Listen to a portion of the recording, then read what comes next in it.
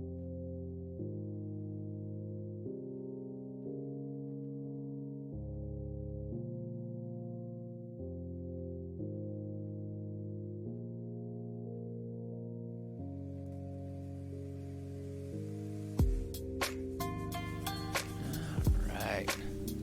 Let's bring it in. Hello there. I'm Boy. This is my channel. And it's time to do just a little bit of writing here. As always. Hopefully everyone had a nice, restful weekend. I know my weekend was pretty good. Pretty chill weekend. All things considered. So I am not complaining. Although I will say, the weekend has ended and, at least where I am, brought on a very, very cold Monday. I have been freezing all day long, which is why I look ridiculous with all these mismatched extra layers on and everything. Because I have just been so cold all day long. And the thing that's funny about that is I know that it's kind of a broken record situation. Because I'm always cold these days. I talk about it a lot. But even for me, today has been a windy, frigid day. The kind of day where you can almost feel the wind through the walls, right? It's that cold out there. I can see the snow coming down. It's like that really micro flakes type of snow that's just coming in sideways. It is so cold, so windy out there. But it does make inside feel kind of cozy, and I suppose it's season appropriate as we are getting ourselves closer to the holidays. So at any rate, welcome to anyone who's starting off with us here right at the very beginning of things. But let's go ahead and dive in. Hopefully we can make some good progress here and enjoy each other's company while we're doing it. So, there we are. So last time, I'm very pleased, we did manage to finish up our Lost Tunnels dungeon that we were working on. So that was really cool. And I guess as I'm trying to make a habit of doing, just a quick recap of everything that we've been working on so far, because we're getting pretty deep into this project at this point in time. Says we're working on a campaign, a full campaign, dungeons and cities and enemies and everything, right? We're trying to do a full campaign. This is within my homebrew world of Zaoria. And the basic premise of this game is that players are part of a group that is trying to build a road going from north to south, but they're going through the territory of a dragon. This dragon is not super thrilled about people being in his territory, but the players will have, assuming that they answered the call to adventure. I mean, they can always say, like, nah, we don't feel like doing this, and then we don't have a campaign. But for the most part, players are willing to accept the premise presented to them that they need to cut a deal with this dragon. And essentially the deal is the dragon has been trying to gain access to this Hall of Wisdom over here for years and years and years and hasn't found a single key that's supposed to grant him access there. So he strikes a deal with the humans and he says, hey, if you can get me into this place, if you can get me into this, if you can help me find the keys and get me into this place, I will let you build your road. So players, being cooperative individuals like we hope they will be, you never know, but the players will accept that call to action, and they will then set out on this quest to find 4 different keys. At this stage, from what we've written so far, they return back to their sort of staging city, which is where most of their downtime will take place, in between dungeons. But they went there, did some research, found that one of the keys is hidden in the mountains among the giants, and that's what we have going on up here, right? They kind of go here and do a little bit of stuff with the giants in the area. And at this point in time, they will have found that first key, returned back to the city, gotten their clues to the second key, which will take them down here to the abandoned dwarven city of Khagdural, which is underneath the mountains. So after a nice long journey that takes them in there, they eventually found themselves at the dungeon we just finished up, which is called the Lost Tunnels. This dungeon, this Lost Tunnels, was sort of the it was designed by the dwarves back when they still inhabited the city as sort of a final line of defense against invasion. They could basically, the idea is that they could funnel all traffic to and from the city through this labyrinth that they created. And the idea behind the labyrinth is that it's just this monotonous slog, this endless cave of different rooms that all look the same, and the intention being that it would divide up any armies trying to invade, and would partition them, make any invaders lost, any unwanted beings lost, with the understanding that anyone who was allowed would be given instructions on how to get through, or given a guide by the dwarves. But at any rate, the history notwithstanding, we just finished up that little dungeon, which then takes us to the next part that we're going to begin working on today, which is when players actually make it to this dwarven city of Khagdural. Khagdural? I don't even know how to pronounce it. I made it up, and I still don't even know how to pronounce it. Khagdural. And what they find at the end of the Lost Tunnels is they are going to be... It's a scripted event, which is a little railroady, but hey, you know, sometimes you got to do that to move the story in the right direction. But they will eventually be... I kind of give them a little bit of options, because they'll either be captured or they can avoid capture and have to stealth their way through the now existing society of Duragar that have sort of taken up residence in this abandoned city. So what I want to do is I want to work on today kind of fleshing out a little bit of the history and the current atmosphere of our city of Khagdural, which is, like I say, now overrun with Duragar. The idea that I have for this is that the Duragar aren't necessarily going to be inherently violent. They are antagonistic in that they are not interested in our players entering this city, which is why they'll capture them. But it's not to immediately kill or eat or whatever lore we want to use for the Duragar.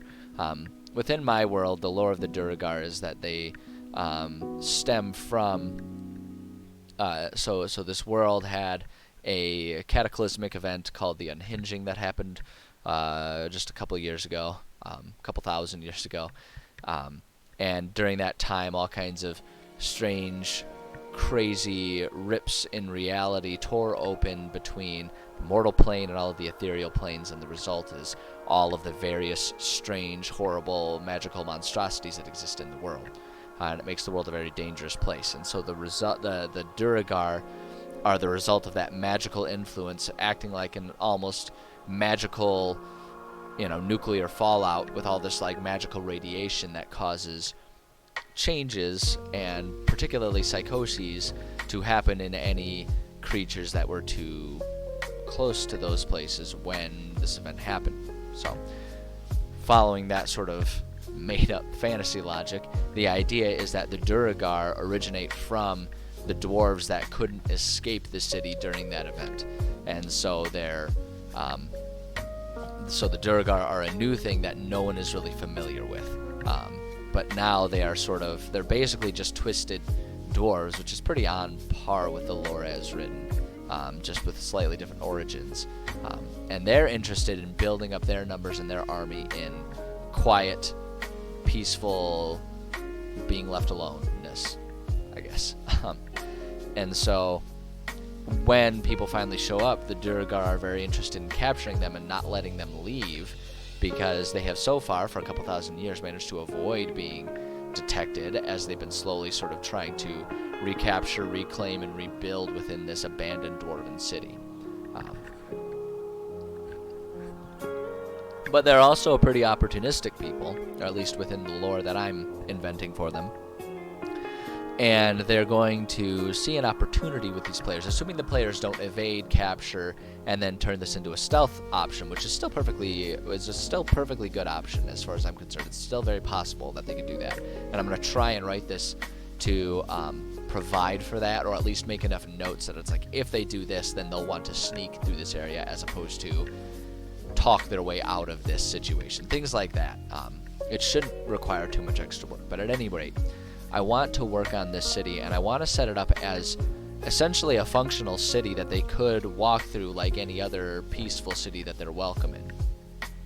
Because what's eventually going to happen as far as story beats go is we'll use a little bit of role play, yes, and opportunities to have the players discuss with the Duragar, sort of cutting a deal. Because one thing that the Duragar, what's going to happen is the key that the players are after, and this is all stuff that I've thought about, and this is stuff that kind of has been stewing in my brain ever since way back at the beginning of this project, when we sort of outlined the basic story beats of what is going to happen in this campaign that's taking our players from level 1 to level 10, roughly, is the Duragar are trying to get access to some sort of vault or something that the dwarves locked up and then subsequently abandoned, either through escape or through magical corruption and destruction of their minds, turning them into the Duragar. And so what I would like to do is set this city up so that it's a functional one, so that players can be able to discuss with the Duragar and cut a deal where the Duragar are like, hey, there's some pretty nasty stuff guarding this vault that we have been having trouble getting access to.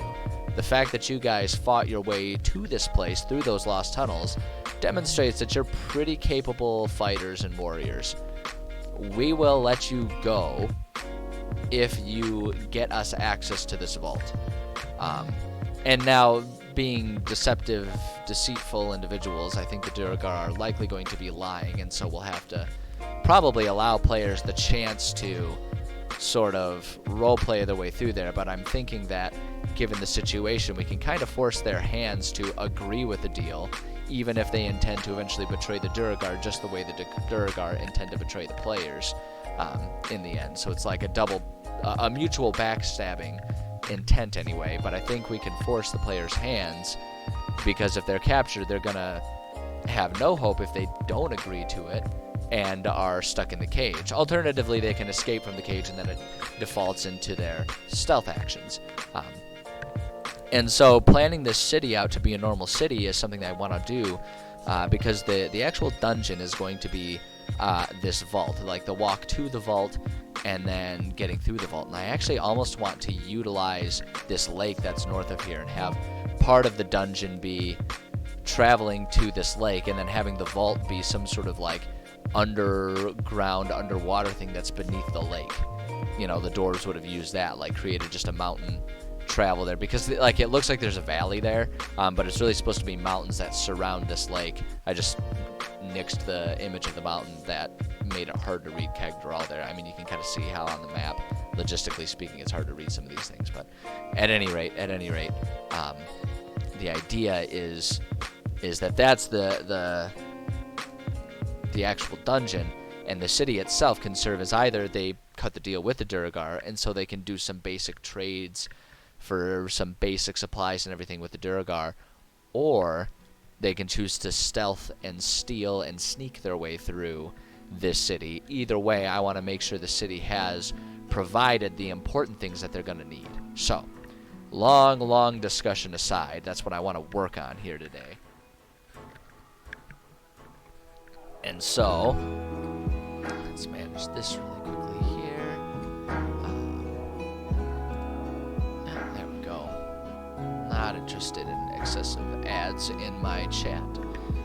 It's a chat for human beings and a human company and discussion. So, anyway.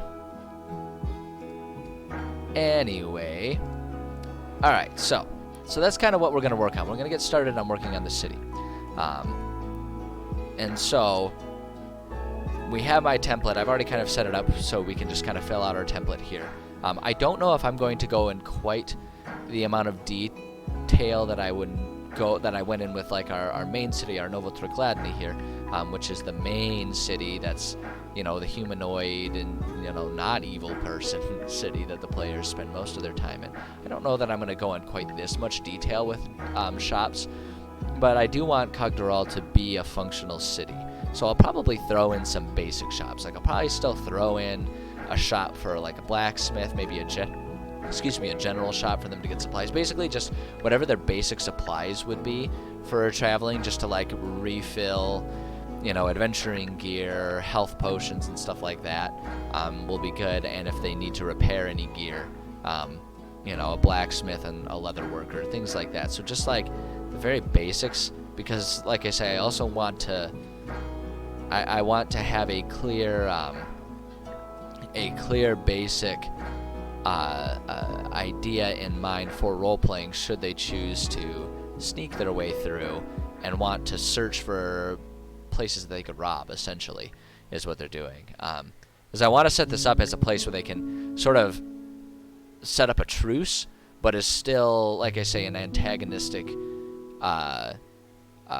relationship. Like I'm not intending to try and make the Duergar particularly sympathetic. They are, though it's not necessarily their fault because they're corrupted by magic and nastiness that, you know, is the result of these magical wormholes that exist in these mountains now. The fact is they do not have good intentions in the world in general. They're just patient about it, which is why they haven't done anything particularly evil. But I want this to be very much like, oh yeah, no, we're not friends. We're begrudging allies at best. So we don't need to flesh out too much stuff in the way of cooperative stuff, but we still need to flesh it out because this is going to be a pretty big part in the campaign. So just to fill out the city here, just some basic history. We don't need to write a book in this situation. This is the type of stuff, like most of this history will actually be when I go down to like the races tab here, where I talk about all the different D&D races and their history of how they exist within my homebrew world. Most of this information, most of the relevant information about how the Duergar came to be, what happened to the dwarves when they left in the Dwarven cities, that would belong in there, and I'm not going to work on that today because we're primarily focusing on our campaign for the time being. So this is just going to be a very basic Cliff Notes thing. Basically, I want to put down enough main story beats that if players are trying to get a feel, like if you have a group of players that are interested in lore and history, I just want to put enough bullet points to sort of satisfy, like scratch the itch, right, to get that information for them without it having to be extensive world building. Just enough stuff to sort of role play, like I always say, yes and your way through, and have notes for whoever DM is running this, you know, wherever, you know, like when I think about groups, I'm not running this campaign presently, but when I do pull it out, I want to make sure I've got enough stuff that I can sort of be refreshed and remember what the intention was, because who knows, I might not run this campaign for a couple of years. You know, you never know. You never know what groups are going to come by. I always try to have a few different campaigns because you never know what type of campaign a group is going to be interested in. Mostly I just like world building and writing campaigns. So, but I want to make sure there's enough information to functionally remind myself what I'm trying to do with it. So, for our history here, we'll say just something basic. Khagdural was once we're gonna call it the Eastern Dwarven Mecca of the Dwarven societies, though the influence of the city is, or we'll say was, here, 'cause we're talking about history, right? Though the influence of the city was less expansive than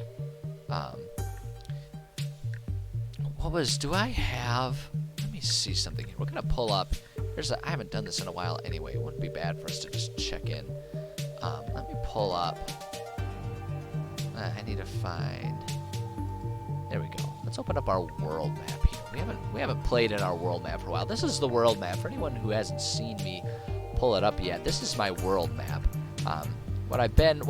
Oops, wrong tab. I guess I closed it. What I have been showing and working with, we'll zoom in a little bit more. We'll have to pull it back up. This is the region that we've been working in. This hex right here is where this campaign takes place. And so we're spending most of our time over here in the Golden Wind Plains, High Dew Mountains, and eventually when we get to it, there's also going to be a little bit of activity in the Siski Forest up here. But this is what we've been working on. But really, this is just one part of this big, giant world that I have obsessively worked on for Well, it's the better part of a decade, which is a weird thing for me to say. I talk about it a fair bit. I'm old enough now that, like, I still largely consider myself young, but I'm old enough now that I can measure parts of my life in decades, including how long I've been working on this world. So, better part of a decade I've been working on this world. But the other dwarven sort of the other major dwarven. So this is where one dwarven empire of sorts takes place. Hey, Calder, how's it going? Good to see you. But this is sort of where one dwarven empire takes place in the Khagdural Mountains, and then the other one naturally is going to be over here in the Thol Maldur Mountains. And I don't think I've actually ever written out too much detail, other than the fact that Koningheim is one of the bigger dwarven cities within these mountainous regions, simply because it was on the outskirts of the mountains and so more accessible than most of the other dwarven cities which would take place in there. We haven't really mapped out a whole lot of others, so we're just going to go ahead and use Koningheim, and I may change that one day, but for the time being, because really all I'm trying to do is figure out one city that I can reference in here just to make things seem more worldly. So it's probably not something I need to obsess over quite as much here. So then, how did I spell that? How did I spell Koningheim here? Make sure I'm consistent. Konigheim. So Konigheim. Okay, so although the influence of the city was less expansive than Koningheim was within the Thol, was it Muldur? This is the one thing that is just, there's something funny to me about the fact that I write and create all these things, and yet I never remember how to spell them. Malduher. Thol. Maldur. There we go. Then the Thuldur Mountains, within the scope of the eastern hemisphere of Zaoria,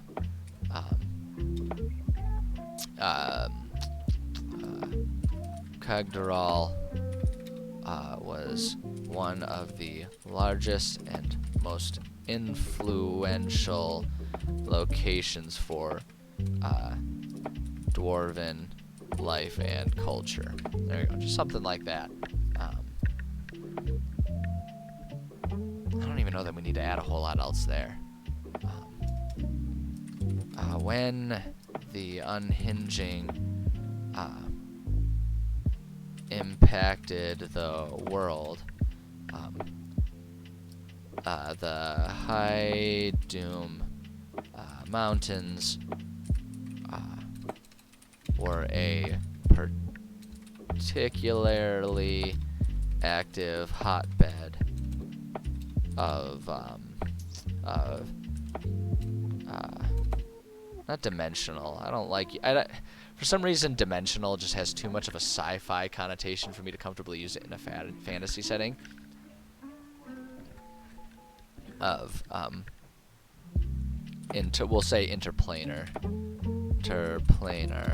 That's a bit more fantasy to me. I don't know. It's probably all in my head, but I'm the author of this world, so I get to do what I want. The Khagdural Mountains were a particularly active hotbed of interplanar rips. Yeah, we'll just end that sentence there. When the unhinging impact of the world, the Khagdural Mountains, particularly active hotbed of interplanar rips. Dozens were opened within the vicinity of Khagdural alone, let alone the rest of the smaller cities that dotted the mountain range. There we go. Let's see. Dotted the mountain range. The results were inevitable pandemonium. I don't think I was gonna say, I'm not spelling that right. I know that. it's always a weird thing to me. I think pandemonium, is that it? Whatever. Pandemonium. Pandemonium. We'll just let autocorrect handle it. I've gotten much better over the years, but you can, if one were to go back and look at my progress reports and my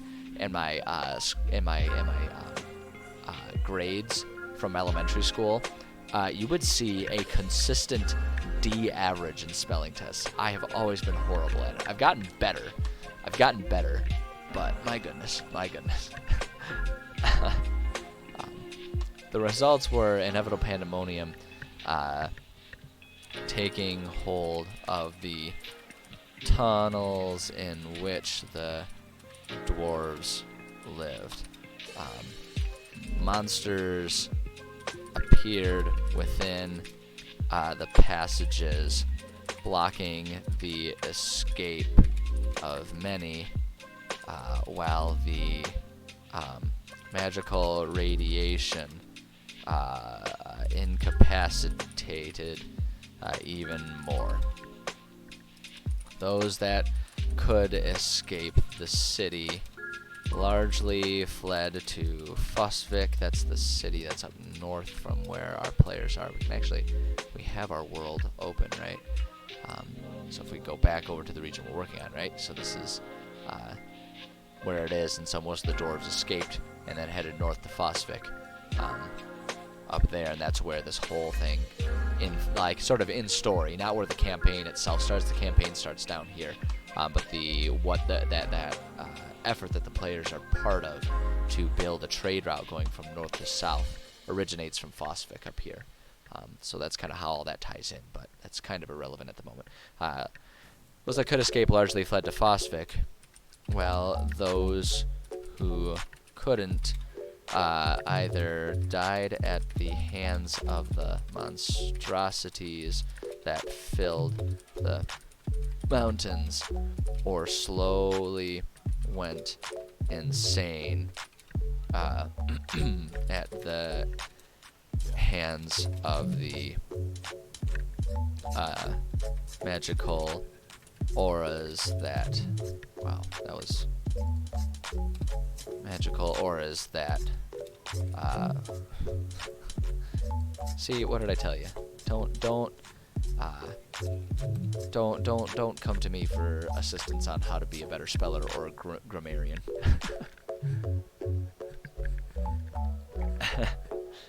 I'll do my best to help anytime I can, but oh boy, it'd be well intentioned, but it would be questionable help at best. Monsters slowly went insane at the hands of the magical auras that flowed through the mountains.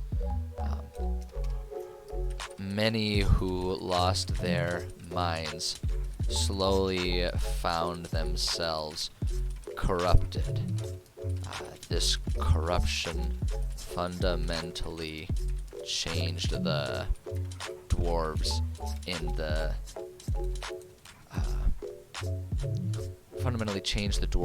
trapped in the city, functionally creating a new race of beings that came to call themselves the Duergar.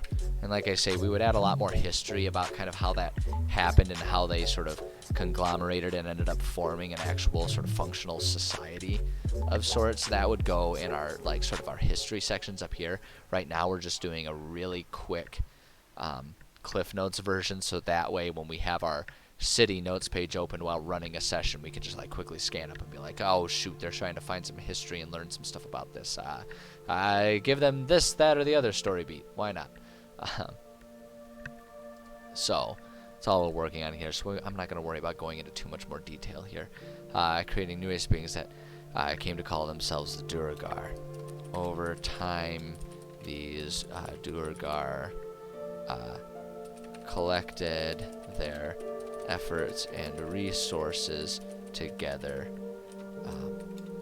forming their own society on the bones of what the dwarves were forced to leave behind. With long-term plans to spread their influence throughout the world. The Duergar patiently work to grow their numbers and reclaim the foundations of the abandoned dwarven societies. There we go. And that pretty much handles everything that we need there as far as history goes. So demographics, this isn't going to be as important within a lot of the cities because of the nature of this world, and because we have this cataclysmic event that took over or kind of rocked and destroyed most of the world, and people from smaller societies and cities and everything fled to the larger, more fortified ones. Hey, Kingly Boo, how's it going? Things are going well for me. Thank you for asking. Hopefully they're going well for you as well. But because of this nature of everyone fleeing towards the larger cities, each of the larger cities tends to have like one primary race, whether it's like humans, dwarves, gnomes, whatever. There's sort of the primary race those were the people that founded that city, followed by smaller numbers of whatever the other sort of regional beings were. And so that's a lot more important for our larger cities for something like this, because we're sort of establishing that it's all Duergar.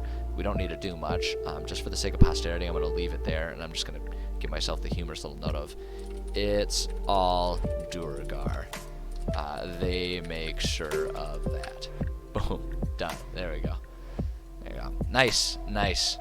I am honored that you would come here and use my stream as a primer for an eventual D&D game. Tonight's actually my game night for my group as well. Although we still have a minute or two to wait, as it is just barely afternoon where I am, and we are not playing until later this evening. So, but there's sort of that fun anticipation of knowing that a session will be happening later that I know you're feeling, because I'm feeling it too, my man. I am feeling it too, my man or woman. I guess I don't know who you are. I don't make judgments. My companion. All right. Leadership. So this is, again, it's going to be less important because our players aren't really going to be getting as embedded in the society here. But I still want to, it's still going to be important. Primarily, it's going to be important who the king is. But I do actually kind of want to give them the opportunity to do some negotiation and deceitful stuff. Because, like I say, it's going to be an adversarial sort of relationship, a tense one. But there is going to be the opportunity for the players to sort of have a truce with these guys. There's sort of this mutual goal of players searching for this key, which is likely held in one of the vaults of the dwarves, and the Duergar wanting access to those vaults as well. So it's worth fleshing out at least a handful of characters that players can kind of use for the sake of finding information if they want to try and sow deceit for whatever sort of angle they're pushing for interaction here. I want to make sure I've got at least a few things that are there for them. It's not critical in this one because it's mostly going to be King says you can go ahead. King says they'll let you go if you get access to the vault for them, even though there's likely going to be some sort of betrayal or backstabbery going on there. They can at least gain access to the vault that way, and yada yada. So we'll have all those opportunities. I haven't played in 3 months. Oh my gosh. Okay, well then, yes, your anticipation is probably much higher than mine.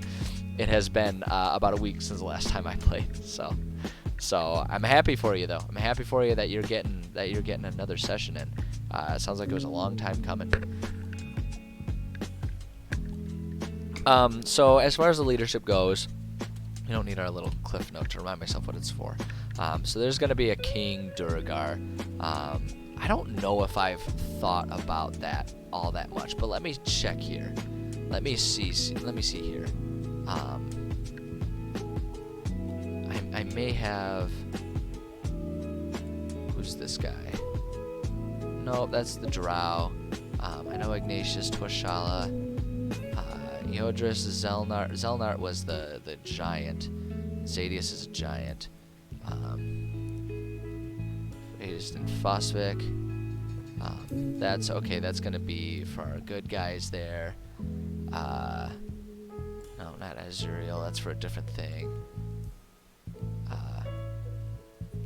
Okay, yeah, we do have a guy here. We do have a guy, Orimic Nightbrand, inheritor of the throne of the High Doom Duragar. His ancestor, many generations before him, rose to prominence due to his strength and ability to lead the Duragar on their conquest to reclaim and control the ancient and abandoned dwarven tunnels. In this day, his ancestor, yeah, that's right, we put a placeholder there because I didn't, at the time, want to bother putting too much extra history for Orimic.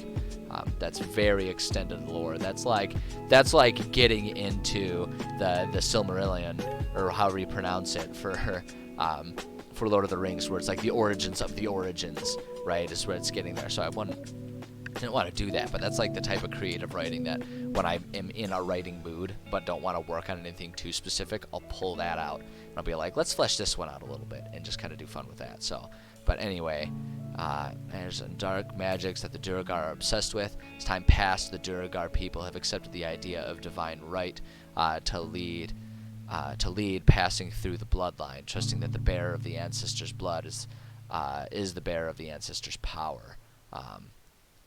This part, Orimic has demonstrated his ability to live up to such grand expectations. He has won many fights single-handedly and has, in his time, greatly expanded the territory in which the Duragar make their homes.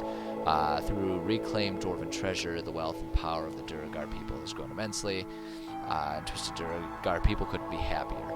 There are rumors even of the quest to reclaim the dwarven tunnels being completed within Orimic's rule, and the further rumors of his intentions to then begin expansion of their own beyond even what there is to find in the mountains already. That's perfect, yes.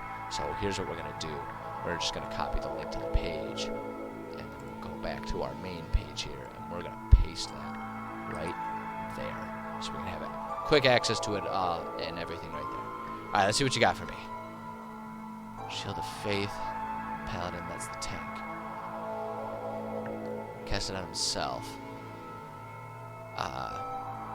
All about making a check every time I get hit. I mean, I guess I don't know. So as a forever DM, my understanding of a lot of dynamics for player features and stuff like that is very limited. Especially for paladins, because paladins aren't usually, when I do have the opportunity to play paladins, aren't usually one of my go-tos. So I'm limited in my understanding of it. Shield of Faith on the tanky paladin, casting it on yourself. I mean, I guess it just depends on what you mean by my thoughts on it. My thoughts in terms of like, can you do it? It's like, sure. Go for it. I think it all just depends on the dynamics. So many things. It's so hard to make a judgment, really. Gracie 20, but getting hit might suck. Yeah. That's the thing. I mean, I guess it just depends on the dynamics of the party, and sort of what calculated risks and everything you can take based on your party. If you are the only tank,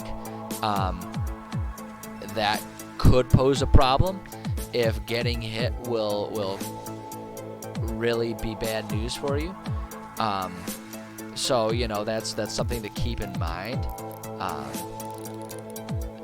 Shield of Faith or Command. In terms of like either Shield of Faithing yourself or commanding enemies. I don't know. I'm gonna be perfectly honest. Like I say, my understanding of the intricacies of paladins are limited. I mean, I guess it's so hard for me to sit here and say which is a better or worse strategy, because I think it depends entirely on the group dynamics that you have and the challenge that you're facing. I think if you have a bunch of enemies that are particularly good at their, wisdom save that would help them avoid command, then obviously that's going to be less of an option. If you're going against enemies that have like a +7 to their attack, then Shield of Faith might be a problem. So it's so hard for me to say. I think the real answer is be attentive to the enemies that you're playing, insofar as like not metagaming to the point to make it not fun, but pay attention to the enemies that you're playing, and if something isn't working, don't do that thing. Venge Paladin not normally geared to tanking. Yeah, so I mean, if you're not typically geared towards tanking, then use what you are geared towards. I guess that's one thing I will say. Don't try to fill a role that you're not built for. Even if the group doesn't have a tank aside from you, you'll be more useful to the team at using your strengths as opposed to trying to fill a gap in the players, if that makes sense, right? So like if you're not built to be a tank, then don't try to tank. Try to do what you are good at, is what I would say. But I don't know. I think it's so heavily dependent on what enemies are you facing, what goal are you trying to achieve, what other players do you have, like what other types of player characters do you have within your party composition. So I think, I guess what I would say is I think that that Shield of Faith and I think Command could both be very helpful if used appropriately in times when it makes sense to use those. But if you kind of force the issue and make yourself use them in situations just for the sake of being like, well, I'm trying to be the tank, so maybe I ought to do this, that's kind of where you're going to run into trouble. I find that with my groups, when players don't worry so much about like, oh, well, no one else is doing this and I'm the closest, so I guess I'll do this, and worry more about, I've got this ability that I think would work really well in this scenario for this reason. If they focus on that mentality, they have a lot more success in whatever they're trying to do. So I don't know. That's like the world's vaguest non-answer I can give to that. But it's a really hard thing. It's a really hard thing to give a generalized answer to something that could be really, to a question that could really be influenced and changed by the specifics of the scenario, if that makes any sense. But the other thing about it, too, that I'll say is, at least the advice I give my players is, don't stress so much about it, because ultimately it's a game and we're just having fun, right? So if it sounds like it would be a fun thing to try and Shield of Faith it in a situation because of something you're trying to do, then, hell, do that. Just remember that you're ultimately playing a game, and even if your character dies, that's in D&D, that is far from the end of things. There are 8 billion ways to bring someone back from the dead. So I wouldn't stress about it too much.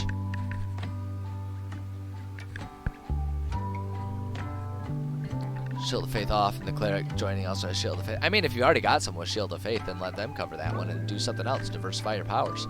Yeah, I don't know. It's hard. I like giving advice and discussing these things, but I feel like there's 18 grains of salt that ought to be taken with any advice that I give, because every group is different. Every campaign is different. And so much of it just really depends on the dynamics of what you're playing.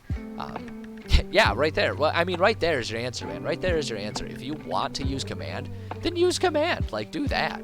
You're just playing a game. Do the one you want to do, for goodness sakes. That's the answer right there.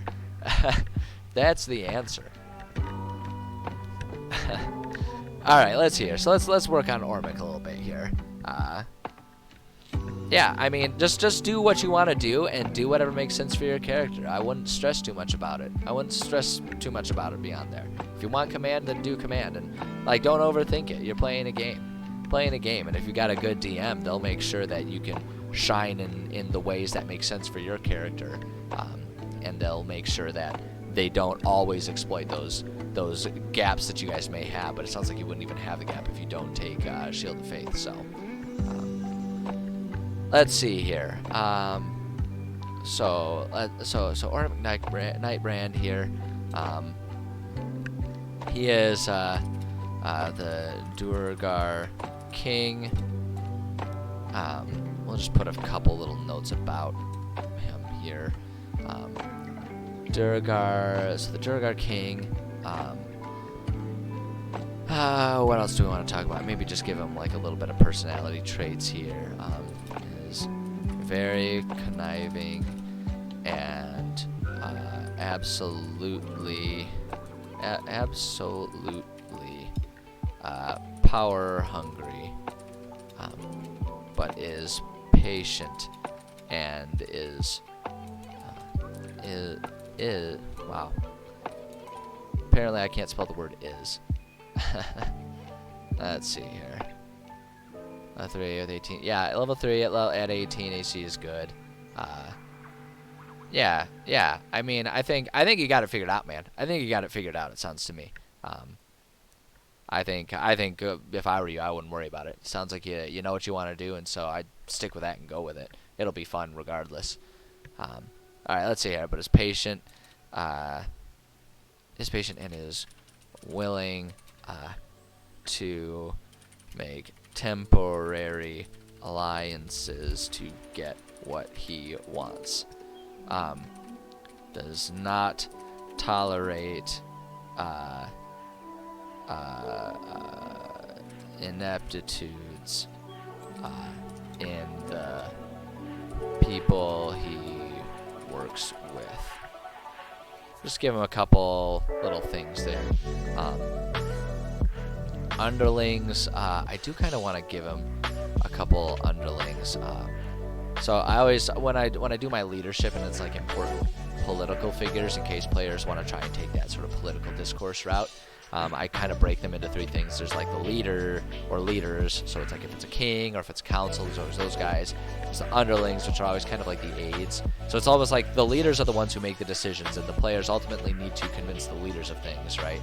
The underlings are meant to be people who can help the players get access to the leaders, and then the puppet masters are meant to be sort of people who can, behind the scenes, help them circumvent the leaders to get things done. So it's like the idea would be, you'd have the king, and then you could have the king's treasurer or the king's hand or whatever, right? Like the king's hand would be the underling, and then the puppet master would be like the military guy who disagrees with the king on a lot of things, or like the criminal underlord who knows how to get past a lot of the trade limitations and all that kind of stuff. So that's what those are.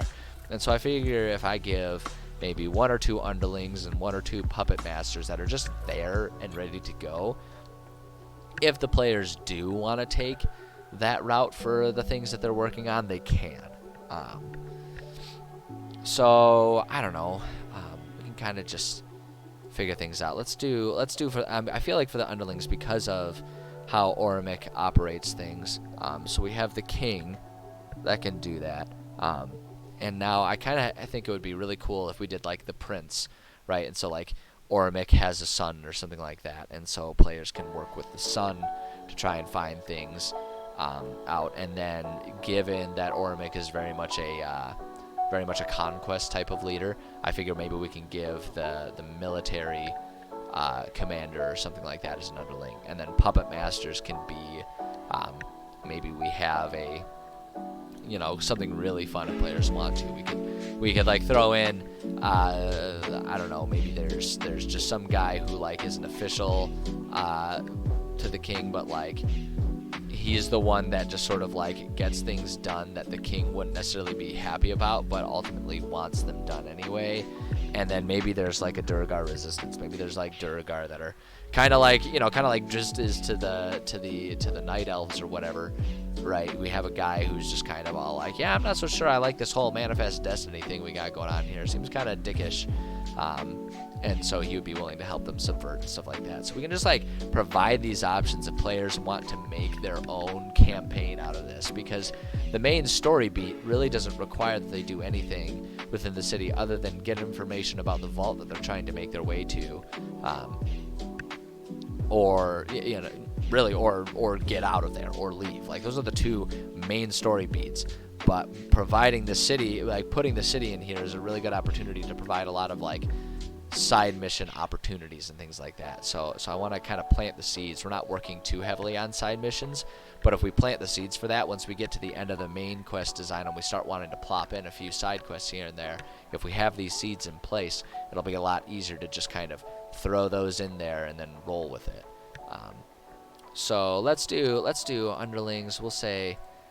We'll just make the seeds here. We're not going to bother putting too much history there. That's stuff that I'll eventually want to fill out for this, but I'm not going to worry about it at the moment. Let's do, let's get some help here. Fantasy name generations, pop culture. Oh, they have like a separate NPCs thing. Interesting. Oh, how about that? I don't want to use that right now, but it's there. All right, Durgar names. We'll keep the other one, but let's find. Let's get a random name here. I almost want it to be something that starts with like an O, just so it kind of matches the Orimic. But maybe I won't worry about it. Just gotta look. Ooh, I like Horan. Morex, Kramen. I like Kramen actually. That's good. Let's do Kramen. Kramen Nightbrand. We'll do Prince. Kramen. Is it Kramen or Kraman? I guess we can kind of choose. I'm gonna do Kramen. Kramen Nightbrand.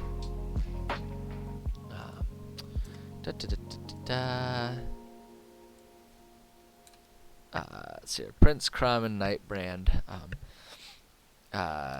Heir to the throne. Is very eager to prove himself to his father. If you can convince him that Orimic will approve of something, he will absolutely want to be the one to present it and take credit. And the idea of putting that there is just to sort of remind myself eventually whenever I do run this campaign that like if players are trying to get an ear with the king or whatever, right, that can be a really, like, that can be an avenue where they can like go to the prince and be like, hey prince, we had this idea, and if they can convince the prince that it's a good idea, then he'll be like, oh, I should share this with father. He'll love that I've recognized this great idea, and it can like totally be an avenue for them to get up there. So if we do Prince Kramen Nightbrand, and then let's do Commander, and let's just find another, let's just get ourselves another name. Let's see here. I like Dolder. Morbreck. Oh, I like Morbreck Iron Stand, actually. That's kind of a cool name. Let's do that one. Morbreck. Not less Breck. Morbreck. Ha. Morbreck. I know you guys come from the hilarious jokes that I come up with. And all those unbelievable quips that I'm just oh so full of. Commander Morbreck, what was it? Iron something? Iron Stand. Not Iron Sit, Iron Stand. Ha! 2-in-1 name. Look at me go. Iron Stand. Now, here's the thing. Because I put those there, I am 100% recognizant of the fact that my players will absolutely make those exact same puns and then like show just all kinds of disrespect for this character by refusing to use the actual name and 100% always calling them Les Breck Iron Sit or something like that. I guarantee you they'll do that. I'm okay with that because these guys are real villainous individuals that I'm not super fond of as like an individual. As a DM looking for a good villain, they'll be perfect. But you always got to be careful when you come up with names, because if it's a character that you really are into and really care about, be careful with the name, because players will completely disregard your attachment to the things you've written and will absolutely use whatever stupid pun they come up with. Happens every time. It's to be expected. It's just, keep that in mind whenever you write names. Commander Morbreck Iron Stand, leader of the Durgar military, very serious individual, absolute bootlicker to the king. Always, we'll say bootlicker to the king is a big fan of the conquest angle that Ormic leads with. Boom. There we go. So that gives us a couple characters in that way. That can be great. Let's come up with a couple puppet masters here. You know, it'd be really funny. It'd be really funny, just to inject a little bit of levity into what is otherwise going to be a very dark, serious, and kind of almost oppressive leg of this campaign. Just to inject a bit of levity there. It'd be really funny if one of the puppet masters is basically the Duergar leader of the the Duergar Homeowners Association, right? Because we're in a city, right, where Duergar are kind of making their own society. So there's going to be some basic society things, and all of them are going to have homes. And it would be really funny if there's this one extremely power-hungry HOA chairperson who's obsessed with keeping everything perfect. So it's like everyone hates them, but they have like power because they keep order in the main city square or something like that. That'd be really funny. Really funny, and like I say, it could inject a little bit of humor into it, which is a good thing to do.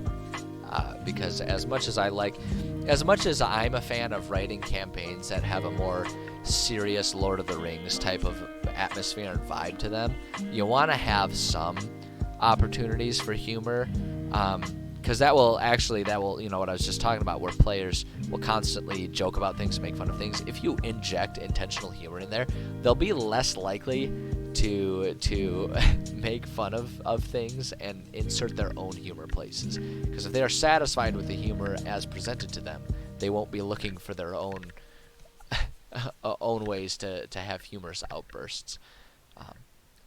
As I sit here and psychoanalyze a bunch of hypothetical players. Alright, anyway, I like that idea. I'm totally gonna do that. Just for the humor of it.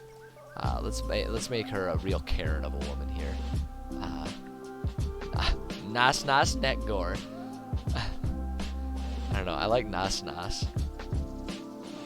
I want her name to be like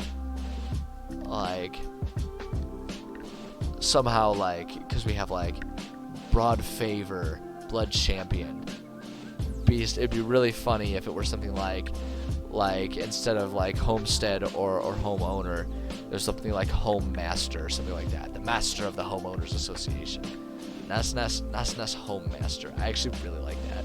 It's so stupid. It's such a meme of a name. But we might as well. Nas Home Master.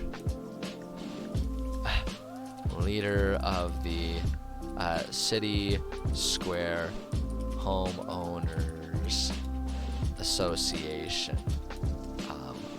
The neighbors hate her, but the authorities think she's great. Has all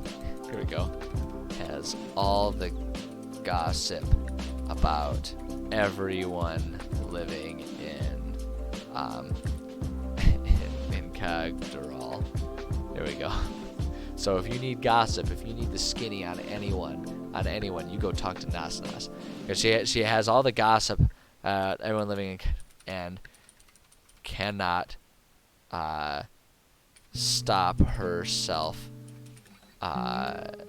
from blabbing about it to everyone. There you go. Gosh, I love this character.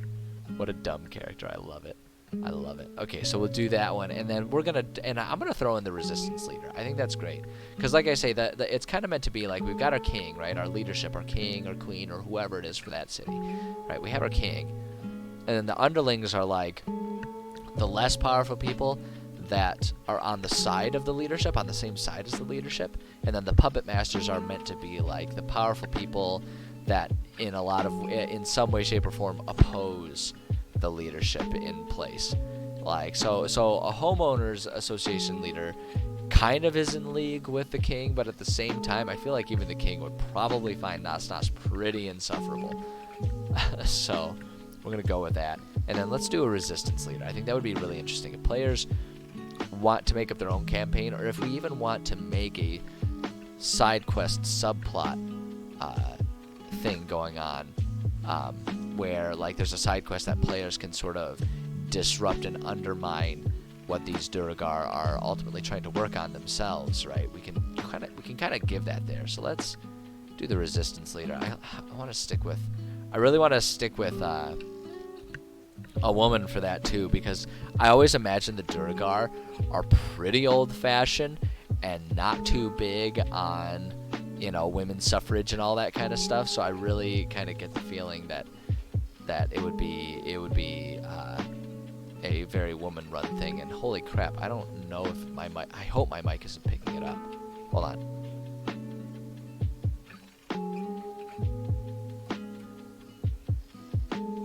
Okay, the mic does not seem to be picking it up.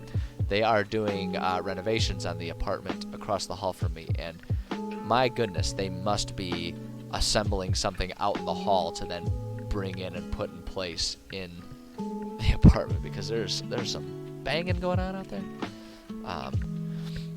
Alright, so let's see here. Ooh, I like Catton. I like Catton because it sounds like Katniss. So that way I can invoke the feeling of Katniss Everdeen without getting in trouble with copyrights. No, I'm kidding. I'm not gonna do that. Not gonna do that. I liked the Hunger Games series, but I was never like into it like some people were. I remember reading them and thinking like, oh yeah, there's some interesting thought-provoking things going on in here. Katniss is a pretty interesting, strong character, you know. And the movies were like, oh yeah, the movies are fun to watch. They're exciting adventure movies, but I was never into them. I don't know. That's beside the point.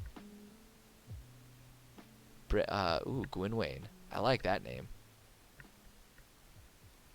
Gwynwayn Goblin Breaker. I like Breaker as the second half. Ooh, look at that. I like Hellbreaker. That just invokes the idea of someone who is just an absolute monster who will not kowtow to anyone. I like that. So we're gonna go with Gwynwayn Hellbreaker. I like that a lot. I think that'll be a fun name. So it was Gwynwayn.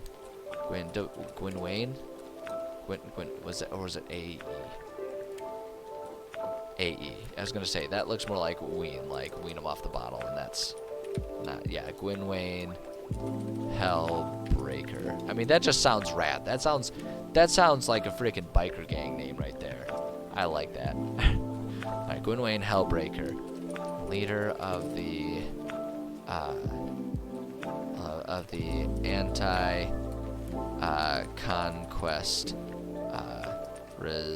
anti-conquest resistance group, and we'll say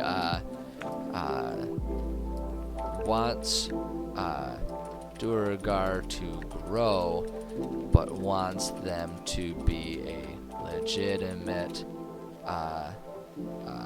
member of world society at large, is not a fan of the crusade mindset of the king, and would rather enter political discourse with the other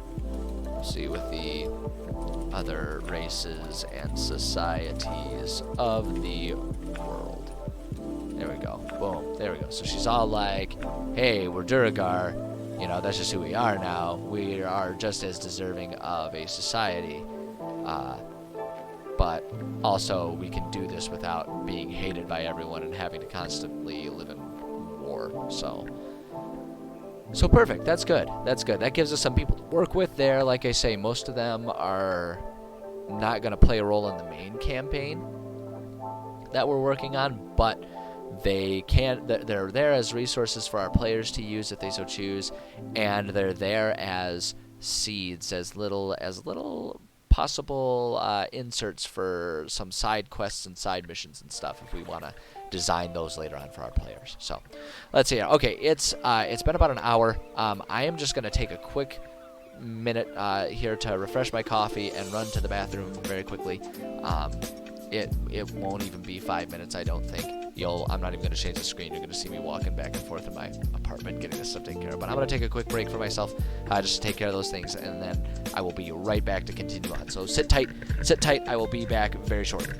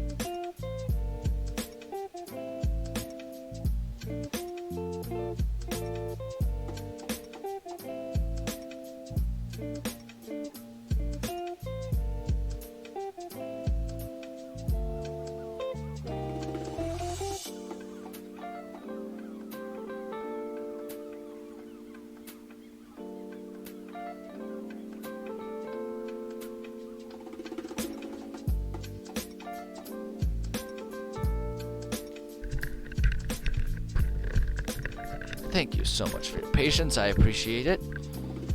I'm much better. I am trying to be better about keeping myself properly hydrated. Not that I don't, but it's something that I very passively don't think about very much in my life. But as we're nearing the end of this year and subsequently the beginning of a new year, I have new goals in mind, particularly with my physical fitness and my kickboxing that I do. It's a very important part of my life. And one of my expanded goals this year is I want to do a little bit of competition. I want to do some amateur fights this year, and so I need to start thinking a lot more about sort of, not necessarily diet. I've got diet pretty well dialed in, but just generally speaking, weight, water weight, understanding what my balances are, my different percents of different things going on in my life. And so I'm just trying to be a lot more attentive about my intake versus output. And so I'm a lot more focused on, I'm trying to practice getting a lot more focused on knowing exactly how much I'm taking and making sure it's exactly enough so that I can train properly and get the training and everything that I need in the evenings without it, without being underhydrated, dehydrated to the point that I'm more prone to injuries and stuff like that. So I've been drinking a lot more today, and I'm already, now that I'm actually thinking about it in terms of how much, how many,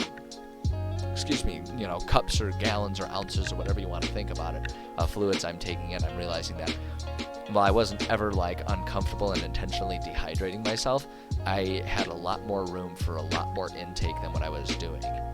And so I'm expecting to see some basic changes in my own body chemistry and everything. And so this week is starting a bit of a transitionary period for that for me. So at any rate, that's more information than anyone cared to know. But that's, why unlike normal, I'm going to be taking more midstream breaks just to handle that kind of stuff. Plus, I figure it's a good lead by example because we should all be well hydrated. Because regardless of if you are a competitive athlete at an amateur or professional level, it's good for us all to be hydrated. It's healthier. So, let's all do that. Anyway, okay, what were we working on? Okay, so we've got our sort of people here, you know, our leadership and everything going on here. So now let's go ahead and actually for the rest of this stream, I imagine it'll take the rest of the stream, but for the rest of the stream, let's go ahead and map out our city a bit here. Let's pull this up here. So let's go ahead and do a new map. Yeah, we can keep it small like that, because we're just gonna make a map of the city here. So let's do that.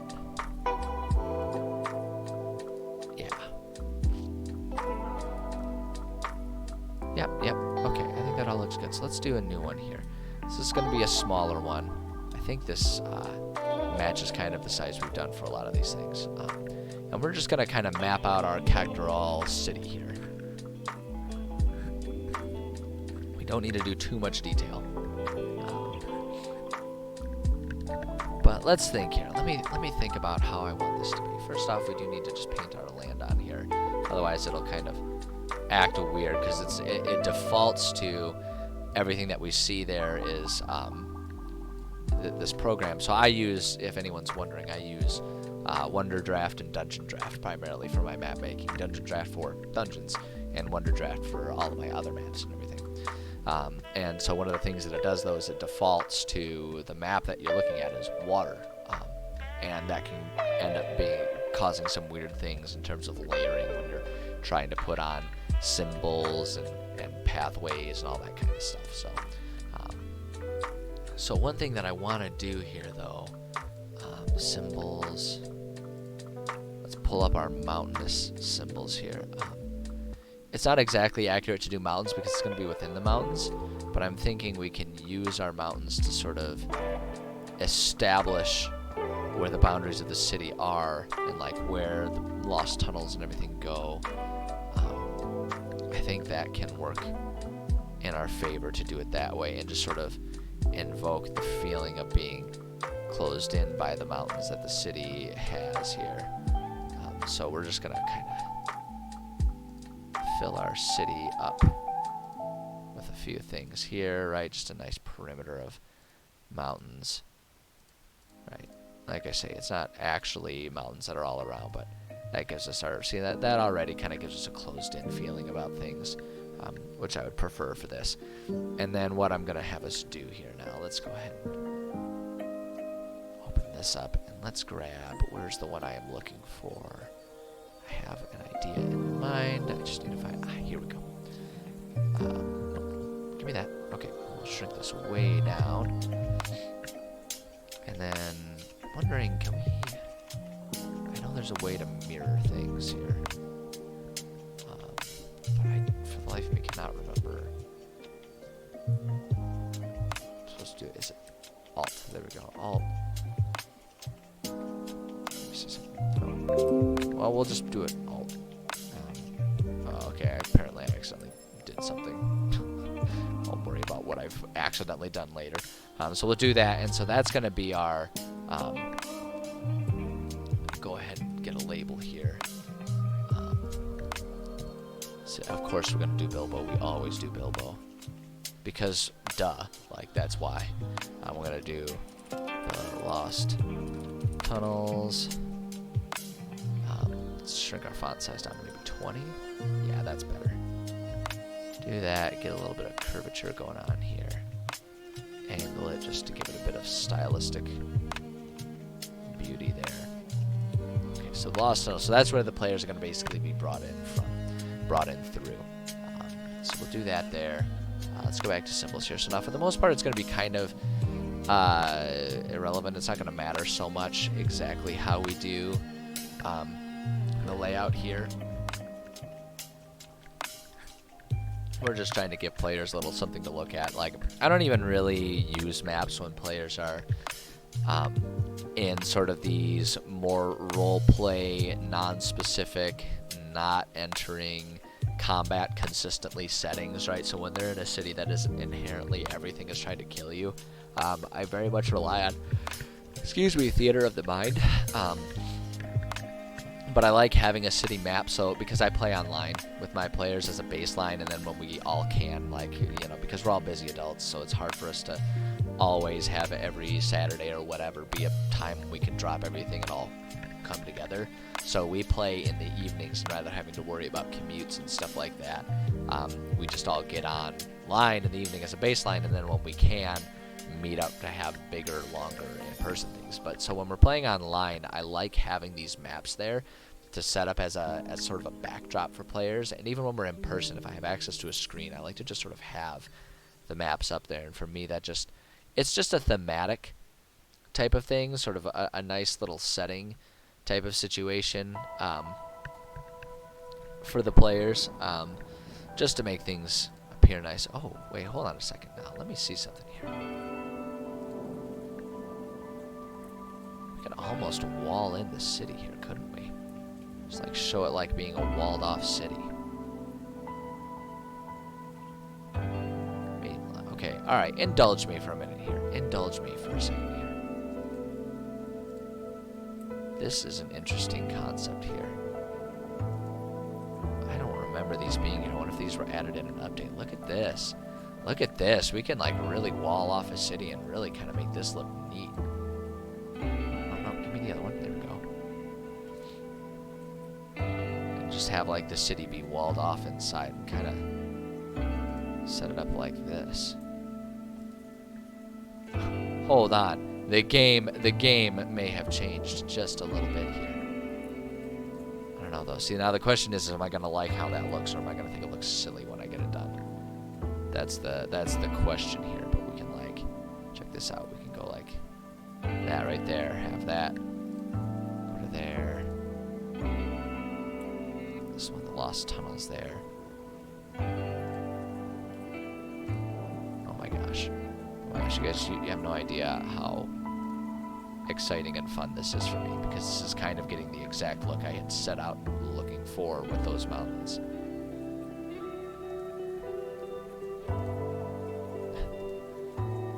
This is, bet you didn't guess when you logged in to watch my stream today that you'd be sitting here watching me slowly, bit by bit, Sims my way into, why is that? Why are they turning white now? Why are they turning white rather than transparent?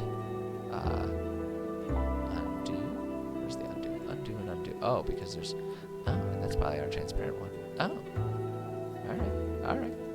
Is this, I feel like this is a situation where watching me figure all of this out is probably like that scene in Space Odyssey, right, when all of the apes find the obelisk and you hear the triumphant horns in the background.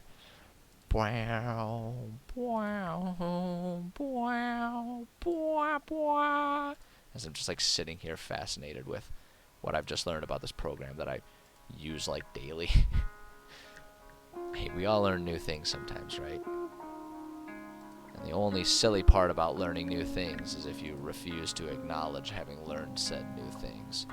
So I'm sitting here acknowledging the fact that I've learned something new, and I'm just absolutely tickled about it. Yes, yeah, I'm totally gonna do this and stick with it. I love this. I love this so much already. Because it's a nice little framework for what our city looks like. Are you kidding me? This is great. No, give me that. There it is. This is incredible. We can just kind of make it look a little more dynamic by like bumping it up a little bit there. Oops, nope, that was the one that wasn't transparent. It's like building with Mega Blocks or something. I just make whatever my little heart desires.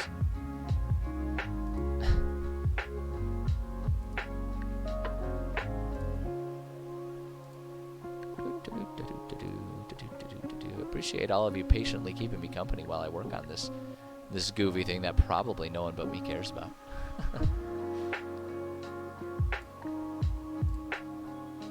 But you know, sometimes it's the little things in life that get us excited. And tell you what, I am excited right now. This is looking cool. Oh, look at that one. There it is. And maybe this one again.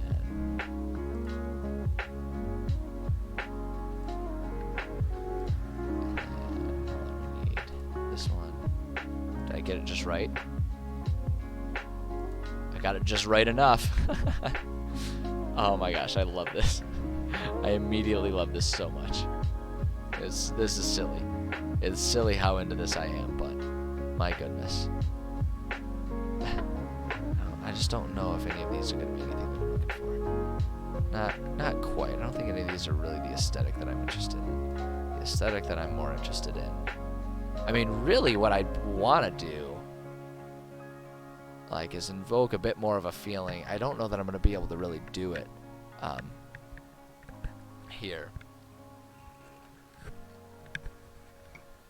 with the way this particular map maker works. So like these, if they have these in the yeah, they only have them. Yeah, that's not gonna quite do what I want. I like the look of oh shoot, where did it go? Did I lose it? I already lost it. Hold on, I'll find it again. There's just so many things and I'm scrolling so fast. It's my own fault. Yeah, these. I like the look of these. So we can kind of invoke a sense of like piecing together places. I kind of wish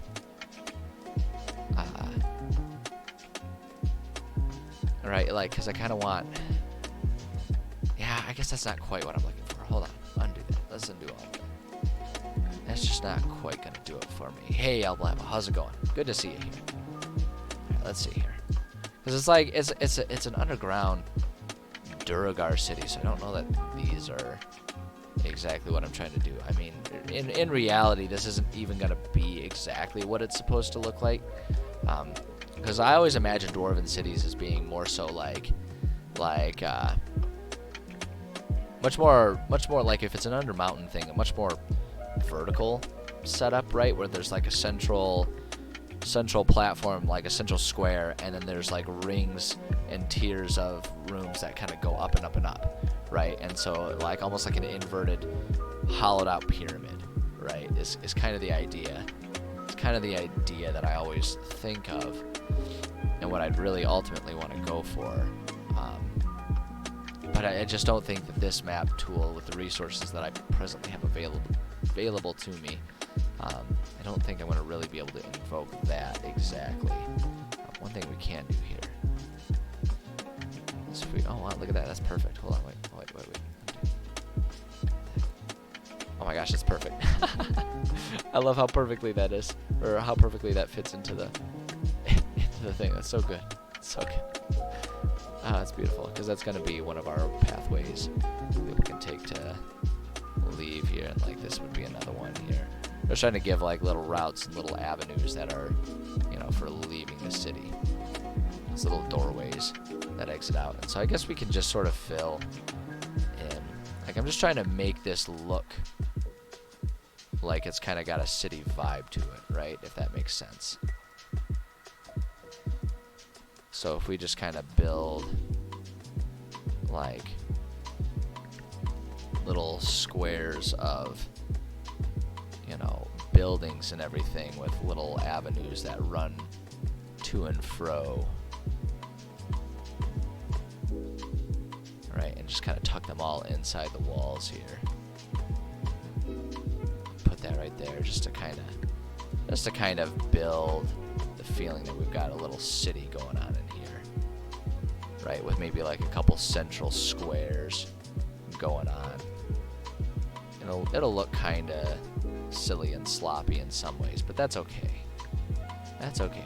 Not everything needs to look perfect after all, right? I do want to put this here and have this be like the primary stronghold. Actually, we could put like the primary stronghold of like that's where the castle is. Like that's where the king's quarters are and everything like that. And that's where like the dungeon is and the prison is and all that kind of stuff. Just kind of like tuck in a little bit more up there. See, if you just do kind of like layering stuff like that, you can kind of disguise the fact that I'm using maybe the same 4 or 5 areas or images constantly. Wait, hold on. Undo. We can place this one a little bit better. If we do that right there. There we go. That's perfect. You just kind of slowly build Yeah, see, you can do that, and it'll kind of automatically layer them, make it look kind of like a city square. I don't know. Right, you do stuff like that. I think if we take this one and mirror it, we can kind of fill in like there's an alleyway. You can kind of create different like networking highways with maybe like, you know, we keep this area open here as a central square of sorts. You know, we put a couple outbuildings right there at the base. Because that castle doesn't exactly jive with the style that these buildings are. But it's kind of the same as with the walls there, so it'll look good enough. As you can see, I spend a lot more thought on this than is probably necessary or even advisable.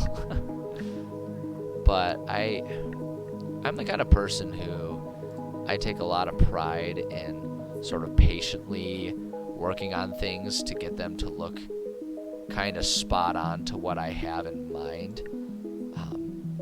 That's just the way I am. So something like this, where I'm like taking my time to really kind of make this look right, to me is just a valuable thing, because it's not even a matter of feeling like it's important or necessary as far as my players are concerned, and it's a lot more just about my own satisfaction as someone who's creating something. I want it to look good and look like something that I feel proud of. So I will very frequently do exactly this kind of stuff and kind of overthink, overanalyze, overdo a lot of these things. That's it. I kind of want to leave. Actually, you know what I want to do? Grab this one and move this one elsewhere. And still reuse it. But I want to keep the... Actually, what we can do is we can plop that one right there. There we go. Because I want to make sure I want to make sure these tunnel access ways are clear and obvious. That they are there and that's what they are meant for.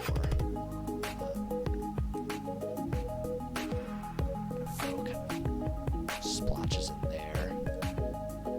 This is actually not too far off from how I imagined this looking. We've got these like plops of buildings there. It's not quite as vertical as I was hoping it looked, but actually the nature of how this is setting everything up makes it kind of look like a tiered city in and of itself. So it kind of has the effect that I was going for anyway. So I guess I can't be too disappointed. I mean, I could, but I'm not going to. I'm gonna choose to be happy and positive and optimistic about it. They always say it's sometimes you just have to have a better attitude about things,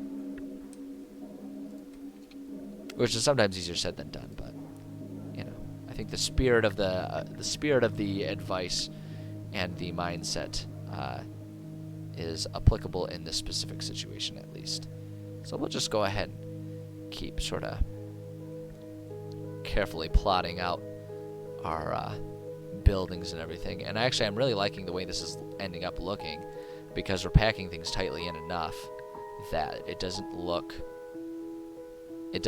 too repetitive. Like this doesn't strike me as being as looking like something that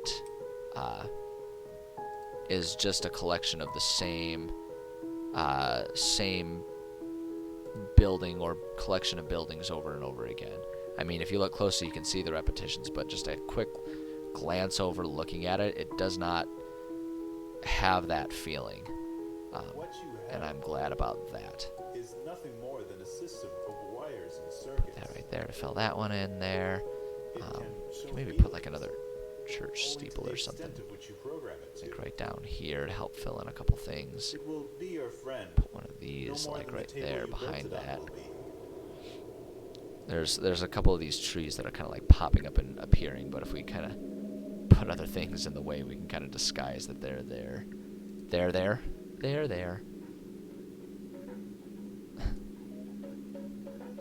Let's see, check it. If we do like that right there, that looks like a... Maybe if we put those right there. A little splotch or a little collection of buildings in the center of a little roundabout of sorts. Right. Put that right there. we take this one, put it right there too to kind of fill that in. Just kind of some random routes. I don't intend for this to necessarily look a little over-manufactured, so to speak. I just want it to look busy and full is what I want for this area here. And then what I'll end up doing is I'm going to label a couple of these, and we'll say, you know, that's going to be to the vault, that's going to be to this, that, or the other thing, and to there. So there's some of their main highways, and everything that'll be largely caved in, is the idea. But or at least they would have been caved in at the time, due to the unhinging. But that's that kind of detail where it's like, we don't really need that in there. That's cliff notes. That's nixable from the cliff notes that we're trying to make sure we provide players in this area. So we can do that right there, and I feel like, oh, give me this one again. There we go. Do that right there, maybe there. Kind of want to actually leave this wide open, like a nice big square, and maybe put in like the ruins of another castle type of building, like in the center of it. You know, like, hey, what was going on there? Maybe that's an option for some future side missions that we plop into play or something like that. I don't know. Give ourselves all kinds of opportunities to get creative with stuff. Put that behind there. Actually, that looks really good. I actually really like how this looks at this point. Right, we got like walking alleys and stuff like that. The concept is that that we can put all kinds of different things, you know, or like the concept is that not putting things in there, but players that are going around, we can just say like, yeah, there's different squares, and like I say, it's just kind of an atmospheric background. So yeah, that looks good. It's good. Someone say world writing. Heck yeah, heck yeah. Always working on world writing myself. I'm a big world builder, and that's what we are working on. Welcome. Dana Tiger X. That's a cool name. I dig it. I'm into it. All right, there we go. So let's do that. Let's add a couple other labels here. I do want to put. Gosh, it's man. This is the one problem with all these things is all these images here are going to make it so that these words are not all going to stand out. I don't think, but we can try and do that here. So we can do castle there. Yeah, see, look at that. I mean, it's kind of obvious that it's castle, but we can still do that there. Let's do the curvature opposite. Here's what we might be able to do. Boom, there we go. Okay, that's kind of visible, or at least if you're looking for it, you can find it. And then let's do another new one right here, and we'll do that one to say vaults there. Curvature that one there. Kind of tuck that right there, and then if we just do like eastern and western exit. Let's see here. West, oops. Let's try that again. West, exit. Kind of put that right there. That's visible enough. That works. That works. West exit, and then put one right here. It says east exit. XT. East exit. There we go. Put that right there. That's okay. That's visible enough. That's just visible enough. Not oops. I need to do that one. There. Not like absurdly. Like they don't pop at you. Those names do, but I actually am okay with that because it's meant to be just sort of like a visual set piece of sorts. I don't want things to be too dramatic and distracting from the rest of the map there, but that looks pretty good. It's pretty good. I figure, well, you know what else probably would be a good thing to do here? Khagdural. We should probably put the name of the city here. And we'll bump that font size up a little bit here. Oops, no. A little bit bigger. Whoa, whoa. There we go. Okay, so let's do that. Put our curvature down over there. Bring that right there. So we got, there we go, Khagdural. There we go. There's our city label there. Yeah, maybe it should even be bigger, honestly. If we make that really big and stand out so that it even stands out over the mountains or something like that. There. Alright, that looks good enough. We could, although we could also, okay, hold on. Give me a moment. Let me experiment here. I mean, the font is big enough that you can still read it, but it feels a little less obvious than if it's down there. I like the upper corner. Here's what we'll do. I know what we can do. Go ahead and put that down there, and I actually... Hold on, how did it look if we put it this way here? I think that looks good if we kind of plop it right there like that. If we do that, and then let's grab a symbol here, and then let's go ahead and put one of my favorite garnishes on any map that I ever work on. Oh wait, I actually think I need to go up more in this list. Where is it? Where's the one that we use? I always do love putting in a nice compass rose. Oh shoot. Dude, the silly mountains here. How do I mess with the layer here? Management on.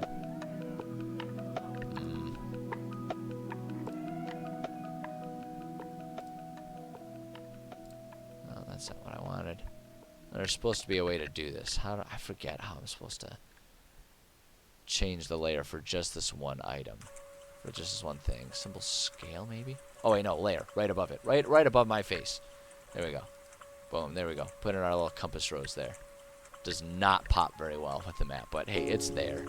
So hold on, maybe we can just like adjust and move it around a little bit. Maybe actually if we make it just a little bit smaller. Put it right there.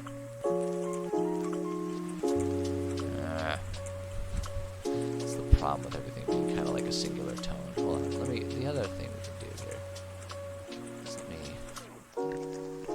clear that out. Let me look at our other options here for our compass.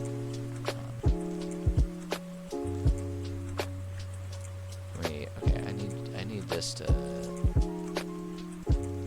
How do I close the... Goodness gracious.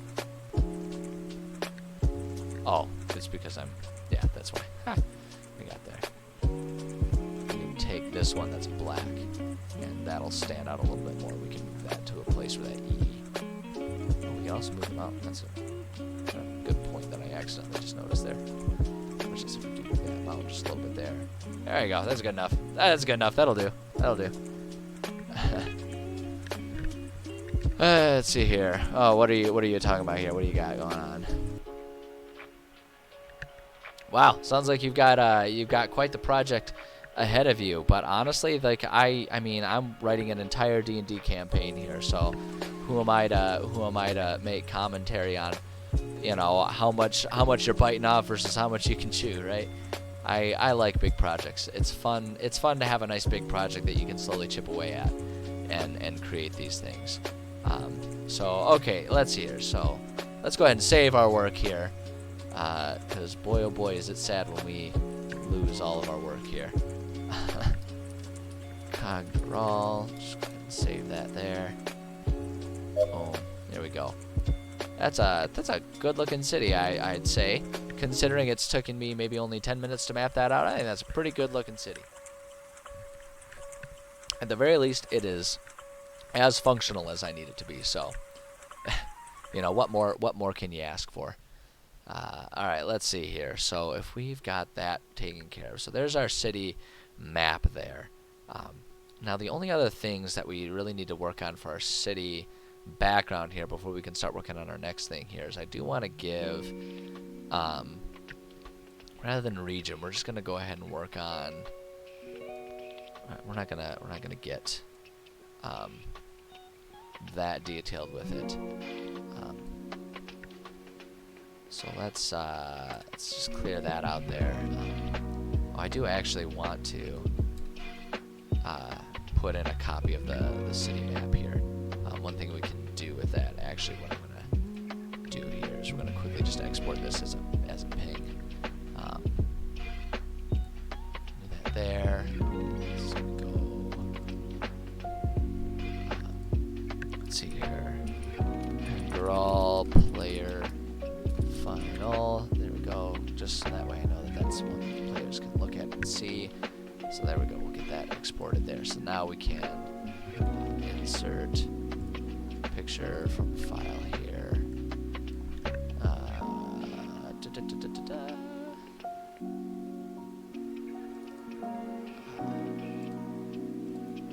There we go.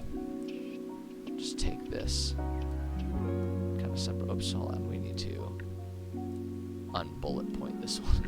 So I put it there with the rest of the bullets. There we go. That's more like it. Put that just over here, so that way we have kind of like an image of the city to reference when we need to. And here we go. So just gotta put in some stores here. General store. I know I want a general store. I was gonna put a blacksmith in here. Blacksmith, and then maybe an apothecary. If we put those in there, I think that should function, because this isn't a city that players are necessarily going to have free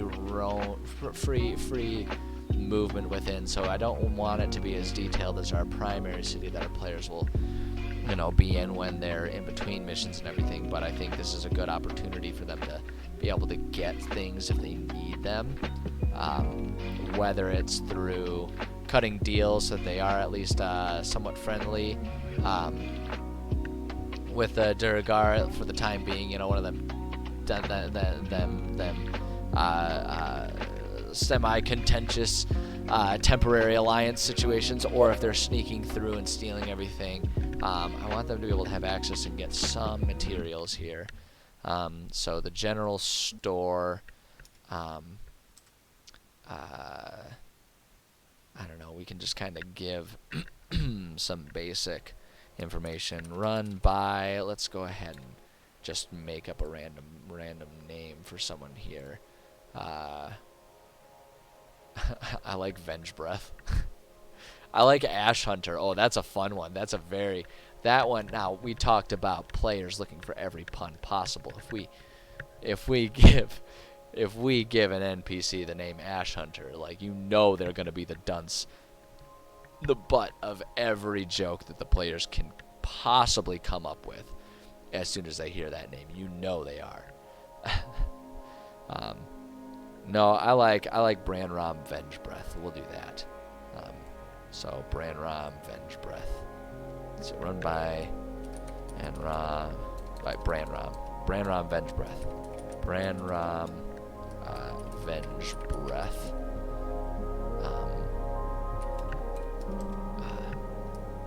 A bored sort of man.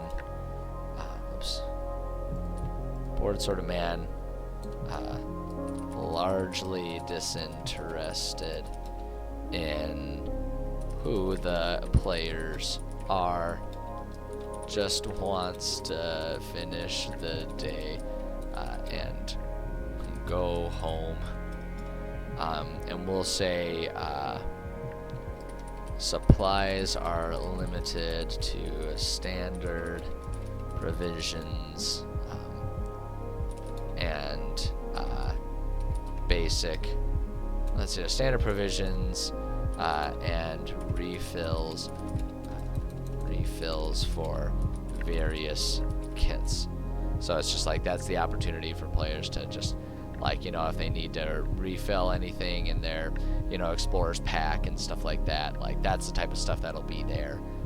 They can get their rations and supplies and everything like that. So that's pretty much all there is there.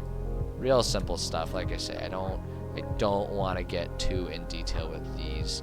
I just don't think it's worth the time to get super mega ultra detailed there. So if we do that there, yeah, so the blacksmith, let's do another guy's name. Run by, let's find another name here. Baldan Rage Cleaver. That sounds pretty cool. Baldan Rage Cleaver. I like that well enough. Run by Baldan Rage Cleaver. It's kind of a cool name, actually, Rage Cleaver.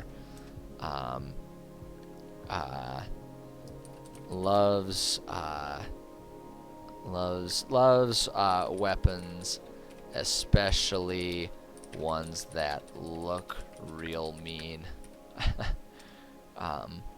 Distrusts players, but begrudgingly accepts their business if that's what's going on. So it just isn't like, if players aren't stealing from him, like he'll begrudgingly accept their business and be like, I don't trust you guys, but okay. Makes, let's see, we'll say can repair equipment and make standard weapons and armor. Cannot customize or enchant things. So it's like there's no +1 stuff going in there, anything like that. Did you make it for the end? You did, for like the last 10 minutes. Yeah, you made it. You made it, my friend. Welcome. Let's see here. The apothecary here. Just come up with a random name here. Some lady. I like this one. Gwynmill Flint Crusher. Geralt. I don't know. Miss. I like Miss Mora because it sounds like Miss Mora. Yeah, Miss Mora Shadowheart. Okay, yeah, let's do that. Miss. Run by Miss Mora Shadowheart. There we go. Paul Jerry. Just like put in 3 or 4 random first names in a row. Alright, run by Miss Mora. Very witchy woman. Cackles a lot. Doesn't seem to notice that players aren't Duergar. Oops. Hold on. Players aren't Duergar. Doesn't seem to notice that players aren't Duergar, but openly. But wait, hold on. But openly talks smack about all non-Duergar people. So she's like, she doesn't acknowledge the fact that the players aren't Duergar, and just like talks to them about how horrible everyone other than Duergar are. And so it's just like in this awkward position. So it's like that awkward thing where it's like, are you actively intentionally talking about me, you old bat, or are you just like, what? Are you messing with me? What's going on here? I want there to be that question where players just don't really know what's going on with her. And so apothecary, basic health potions and maybe a few other common potions. Also can refill things like herbalism kits or alchemy kits. So just very basic provisions. Like I say, this city, this Khagdural city, is not meant to be one that players are going to spend a lot of time shopping and doing all that kind of stuff in. This is largely a city that's here, and we're putting these details for if the players can sort of roleplay their way past just the planned campaign system of they're going to be captured by the Duergar. They're going to be captured by the Duergar, and then they'll be able to cut a deal with the king where the king's like, okay, if you can get into the vaults, we'll let you go. Like, if you can clear out the pathway there and unlock the vaults for us, then we'll let you go. That's the trade-off. That's how you can be freed from prison here. So it's like all of this information is more so if they can broker a deal to be able to travel the city and resupply before going, or if they're able to escape prison or capture, avoid being captured in the first place, or escape prison that they're put in, and kind of roam the city almost more so for the ability to, you know, break into and steal from these people, these Durgar people. So it's really bare bones, but that's okay. That's okay. So, all right, I know 5 minutes ago I said 10 minutes, but actually having finished this and finished up with the city, I think this is a really good place to call it, because the next step is going to be mapping out the story beats and the details about the next campaign missions and story beats for what we're working on here. And so rather than get 2 sentences written down in 5 minutes and then have to end, I think this is a perfect place for us to put a little bookmark here, and then we can pick it back up tomorrow. So I think that's what we're gonna do, and that's what we're gonna do. Yeah, I'm pleased. I'm pleased with this progress. I was worried that getting this entire city taken care of and planned out was going to take a lot longer. I was worried that it would take 2 streams to get that done. So I'm pleased we got it done in a stream. That's good progress. I dig it. So what's going to happen next? As always, I am going to take myself like a 15-20 minute break, a bit longer of a break in between streams, because after that I am going to come back and we're going to do some video gaming. So last video game stream, I beat the first chapter of Neverwinter Nights, and I had said I was going to take a break from Neverwinter Nights and do something else just for a little bit before we tackled chapter 2. But then this weekend I just kept thinking about Neverwinter Nights and how I was having fun with it and how I wanted to know what happened next. So I am changing my mind, and we're going to keep playing Neverwinter because I'm too into it and I don't want to not play it right now. So I am going to continue my playthrough of that. We're going to start going for chapter 2 of that, and then we'll finish chapter 2 and see what I'm feeling. But that's what's going to happen. That's going to happen. Heck yeah, man. I'll see you then. So that's what's going to happen next. Thank you to everyone who stopped by. Appreciate you guys coming and keeping me company. Hopefully I provided some pleasant background noise and maybe even picked up a few ideas for your own D&D ideas and campaigns and games and everything you're working on. Whatever you gain from it, I'm glad that you choose my stream and come here and hang out with me. I think it's great fun. I have a good time sharing what I'm working on and hearing what you guys are working on as well. It's a good time. I have a good time with it. If you are interested in seeing some of the other stuff that I work on, or if you just like the sound of my voice, want to have it on more in the background while you're working on other stuff, you can find my VODs. I keep them on my YouTube channel. You can find the link to that on my Twitch page. I just upload the VODs. There's no fancy editing or anything going on with that because 1, I'm garbage at editing, and 2, I don't have time to do it anyway. But the VODs are there, so if you want to see other projects I've worked on, you can do that. If you want to check out some of the games I've streamed, you can do that. Those are there. I also have a Discord server, and so if you like the idea of sharing more ideas outside of streams, if you have questions about, stuff that you're working on that you want my thoughts on, if you just want to share stuff with a cool community of a lot of creative people that are sharing stuff from time to time, then you can come check out the Discord channel, get yourself verified on there, and join in the conversations. I'm hoping to expand and do a little bit more sharing of other things beyond the streams, and Discord will probably be a pretty good, a pretty common avenue for that, but that's kind of all New Year's stuff once we get through the holidays. But at any rate, if that's something that interests you, you can find the link to that on my Twitch page as well. So those are all things that you can check out if you want to see more of me. Aside from the fact that you can always just come back for my streams. My usual stream times are Monday, Tuesday, Thursday, Friday. 11:30 a.m. Eastern Time Zone is when we do the writing, which we're just now finishing up. And then immediately after that, same days at 1:30 p.m.